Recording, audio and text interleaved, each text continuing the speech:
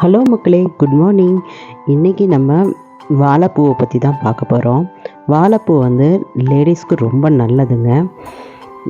இந்த மாதிரி இருக்கிற இதெல்லாம் பிச்சு எடுத்துடணும். ஏன்னா அது ஒரு மாதிரி துவர்ப்பு டேஸ்ட்டு, கசப்பாக இருக்கும், குழந்தைங்க சாப்பிட மாட்டாங்க.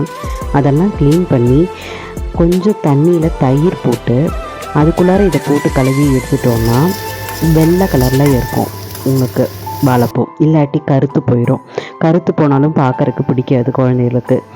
இப்போ டிஃபன் பாக்ஸ் எல்லாம் ரெடிங்க. சாப்பாடு வச்சாச்சு, தயிர் சாதம் வச்சாச்சு, குழம்பு கீழே இதில் வச்சுருக்கேன். வாழைப்பூ பொரியல் பேக் பண்ணியாச்சு.